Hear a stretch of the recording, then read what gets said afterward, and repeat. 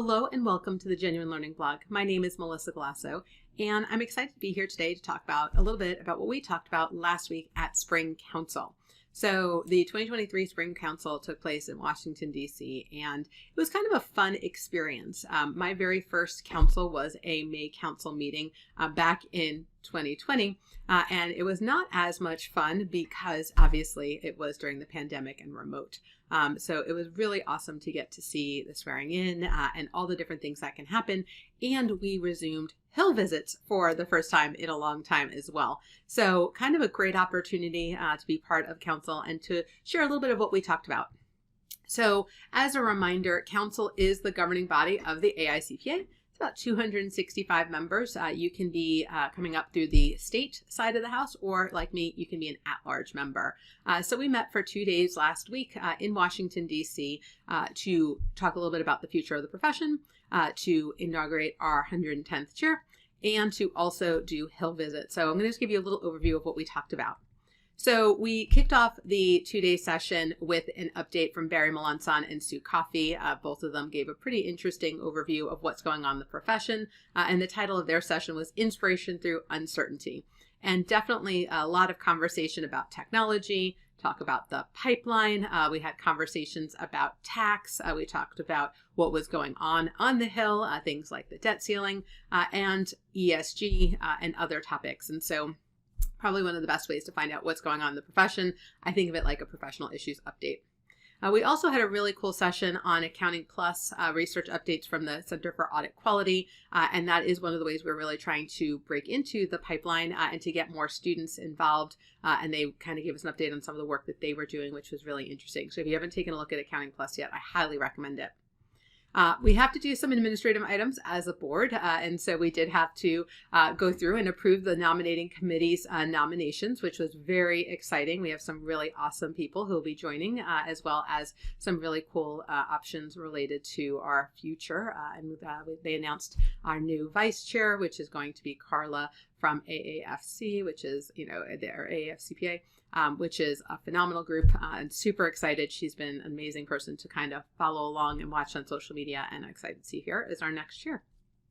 But the coolest part of the day was likely the inauguration of the 110th chair of the AICPA, Corey Ramsey. He is from the California area and he comes from business. So he works for Kaiser Permanente. But honestly, the coolest part was our lunch where we got to hear all these people talk about them, mentors, mentees, George Willey, who is a phenomenal person, and the people from NABA, people from the Cal CPA Society. Like, just a really great introduction to him. And I wish him the best of luck this year.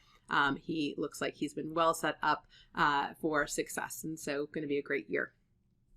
We had to have our finance and operations, so Carla McCall also did that update for us as she is the current chair of the finance committee, and so she gave a little bit of update on where we stood from a finance perspective, and the AICPA's finance statements are available as part of the governance structure for all members.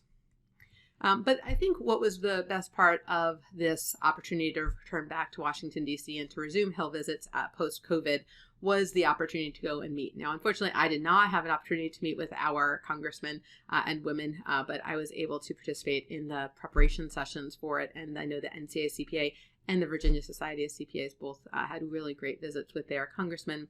And there were 4 topics that were selected for conversation. The first one was the Fiscal State of the Nation resolution, which would basically require Congress to sit down and listen to the Comptroller General give an update on the financial statements under the accrual basis. And so basically require a formal board meeting where we go over the financial statements, which was pretty much what we do for all other organizations, and it would be required for Congress. And so that's one of the ideas that they wanted to bring forward.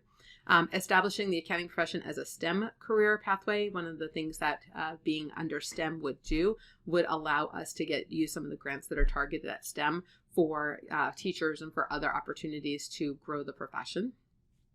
The SAFE Act, which is the simplifying the tax filing extension process, would change, having to really do a calculation to do an extension and just allow 125% to be a safe harbor and reduce the cost and complexity of having to basically do a return simply to extend said return. So that was a popular topic. And then a big one, which is the Freedom to Invest in Tomorrow's Workforce Act, which would expand the use of 529 plans to things like taking the CPA exam or taking continuing education related to that. So those were the 4 issues. We did not talk about the debt ceiling, although we had an amazing speaker on the debt ceiling.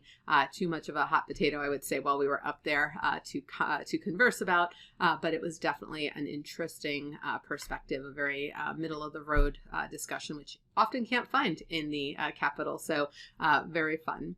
So obviously it was a pretty diverse set of opportunities for us, and so if you weren't able to join or you haven't been able to read a little bit about it, I wanted to share a little bit of what happens when we are sitting there at council. So thank you guys so much for joining me, and I look forward to seeing you on a future blog. Have a great day, guys. Bye-bye.